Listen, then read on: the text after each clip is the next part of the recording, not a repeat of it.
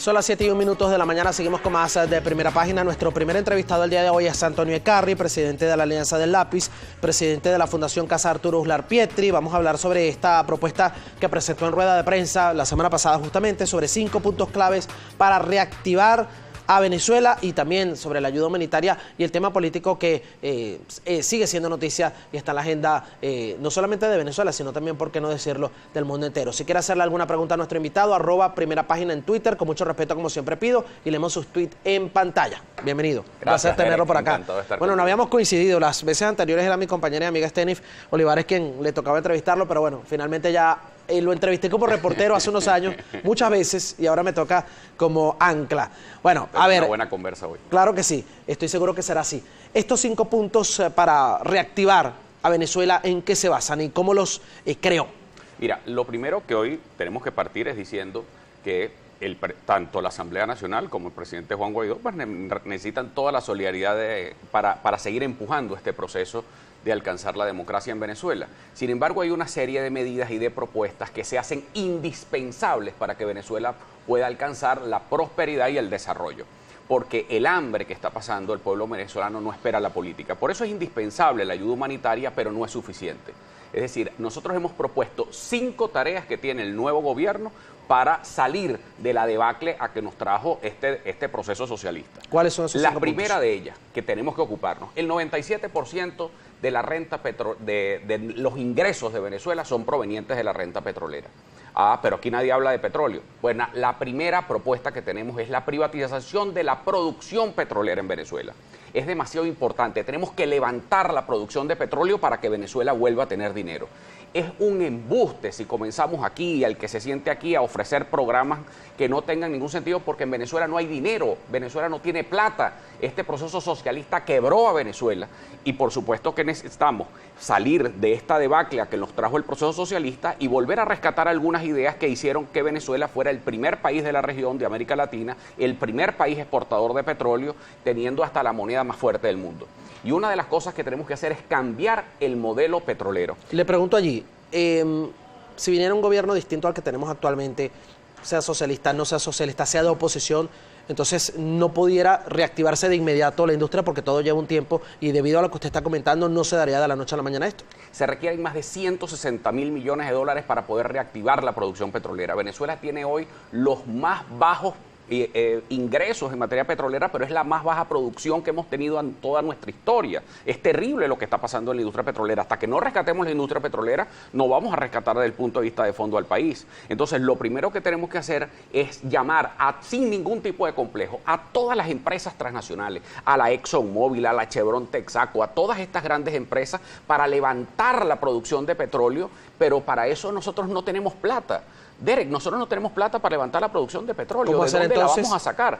A través de un proceso de privatización de la producción, que significa lo que está haciendo Brasil. Están haciendo, y eso viene desde gobiernos anteriores en Brasil, que declararon distritos petroleros, comenzaron las licitaciones internacionales y nada más por participar en las licitaciones ya le caían ingresos al país. Es decir, hay que levantar la producción de petróleo y eso no lo puede hacer PDVSA, eso es embuste. Es decir, tenemos que reactivar la producción petrolera con capital internacional. Entonces, la primera tarea es la privatización de la producción petrolera. La segunda tarea, Derek, hay que abandonar el tema definitivamente del control de cambio. El control de cambio lo que trajo fue una mafia terrible y la generación de grupos de corrupción espantosos como nunca antes en la historia de Venezuela. ¿Cómo se puede eliminar cuando, recuerdo, el ministro Aristóbulo Isturiz dijo que si eliminaban el control de cambio el gobierno caía hace ya un tiempo atrás? Bueno, es que el gobierno terminó cayendo precisamente por no hacer y no tomar las medidas que tenían que tomar en su momento y ahora andan desesperados porque no tienen divisa. Estas ideas socialistas fueron las que nos trajeron a este desastre y esto no es un problema solamente de nombres, esto es un problema de ideas y de sistemas. Venezuela llegó a ser el país más próspero del continente y ahora es el país más pobre del continente. Entonces, ¿qué fue lo que nos trajo a esto? No solamente nos trajo unos nombres, nos trajeron a esto, sino también nos trajeron unas ideas, un sistema y un régimen que tenemos que sustituir. Ahora, ese sistema que hay que sustituir tiene que ver, por supuesto, con levantar cualquier tema de control de cambio. Hay que permitir la libre circulación comercialización y cambio de divisas de cualquiera en Venezuela. Hay que quitarnos todos esos complejos. Si usted quiere pagar en dólares, pague en dólares. Si quiere pagar en euros, pague en euros. Si usted quiere pagar en peso colombiano, pague en peso colombiano. En la moneda que sea, es la libre circulación y cambio de divisa. La tercera tarea, que es importantísimo, es liberar el control de precios. El control de precios lo que trajo en Venezuela fue esta inflación tan desastrosa, la especulación, las mafias, el mercado negro. Cada vez que entra el Estado, fijó precios, desataron el desastre económico en Venezuela. ¿Cómo se puede frenar eso ante la situación que se presenta cuando el primer mandatario nacional aumenta el sueldo, aumenta todo por especuladores, otros porque les cobran todo al dólar paralelo y tienen que cobrar al cliente en el mismo precio? Y es como una cadena que no termina de parar. Porque hay que acabar con ese círculo vicioso. Ese círculo vicioso que es las regulaciones del Estado. Las regulaciones del Estado hacen que caiga la producción y un bien escaso es un bien caro. Entonces, ¿qué tenemos que hacer? Levantar la producción. El libre mercado no es pecado, el libre mercado es la única vía para rescatar la economía venezolana. ¿Para dónde se van los venezolanos que se van de Venezuela? ¿Hacia dónde van? Hacia países donde hay libre mercado, donde el dólar está como moneda, hacia países donde no hay control de precios, donde no hay control de cambio. Ahí es donde hay desarrollo. ¿Qué va a pasar para bajarle los precios, para bajar los precios, que la gente pueda tener realmente poder adquisitivo? Bueno, cuando se llenen los anaqueles, cuando haya competencia, créeme que cuando eso pase, pues simplemente usted va a tener mejor capacidad, va a haber competencia y los precios bajan. Pero la otra vía, cuando es el Estado el que se mete, ya vemos las consecuencias, que es lo que hoy tenemos. Bienes escasos y bienes caros.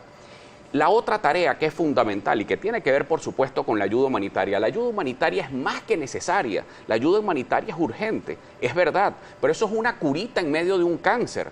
La única manera que tenemos que plantear es a través de esta cuarta tarea, que es levantar todas las barreras arancelarias y crear incentivo fiscal para que los laboratorios farmacéuticos puedan operar en Venezuela y que exista libre circulación de medicinas sin ningún otro trámite burocrático si estas medicinas, por ejemplo, cumplen los permisos sanitarios de la FDA americana o de la EMA europea. Si ya están certificados por eso, ¿qué permiso burocrático se va a necesitar aquí? Por Dios, estamos en medio de una crisis. Permita la libre circulación de medicinas y eso va a permitir que también nos abastezcamos. Entonces, esas son las 4 primeras tareas. Y la quinta es la más importante de todas. Créanme que es mi favorita, la emergencia educativa. Necesitamos hacer que los niños coman. Tenemos que hacer que toda la infraestructura escolar venezolana se transforme en comedores, que le podamos garantizar a nuestros niños. Ese es el primer programa social. Hoy el 90% de los niños venezolanos sufre de malnutrición y eso está dañando a toda una generación de venezolanos. Esto no se trata solo de un mal gobierno, es que se trata de una hecatombe social. Entonces tenemos una de esta tarea que es tan insustituible, que es decretar la emergencia sobre las escuelas venezolanas. No solamente rescatar su infraestructura, sino además tener un plan especial y un fondo internacional para elevar el salario y las condiciones del docente venezolano. Los maestros son unos héroes y desde aquí mi abrazo solidario a los maestros venezolanos. En manos de ustedes está el rescate de Venezuela, el rescate no solamente de los valores, de los principios y que sean ellos, los maestros venezolanos, quien puedan manejar este programa que hemos propuesto desde hace más de año y medio. La Alianza del Lápiz viene haciéndolo. Nuestro secretario general, Eric Ondarroa, se ha parado aquí en muchas oportunidades a hablar también de este tema. Y es que el problema que tenemos es serio. Se está comprometiendo el desarrollo de una generación completa de venezolanos que no se están nutriendo adecuadamente. Para eso que proponemos, convertir a las escuelas en comedores y que todos los programas sociales de asistencia alimentaria lleguen primero a los niños. Como buenos padres de familia, Derek, primero tienen que comer los niños y después comemos nosotros. Ahora le pregunto, todo lo que comenta suena muy articulado, muy estructurado, muy pensado. Le voy a dejar la pregunta al aire porque me tengo que ir a la pausa justamente ahora. ¿Cómo hacer cuando el gobierno nacional se mantiene en su posición ante todo esto que usted está proponiendo como solución, incluso la entrada de la ayuda humanitaria y más? Pero eso me lo responde al regreso, porque tengo que ir a la pausa, son las 7:10 de la mañana. Si quiere escribir preguntas a nuestro invitado, con respeto, por favor, @primerapágina y enseguida él va a responder a sus inquietudes y preguntas. Ya venimos con más.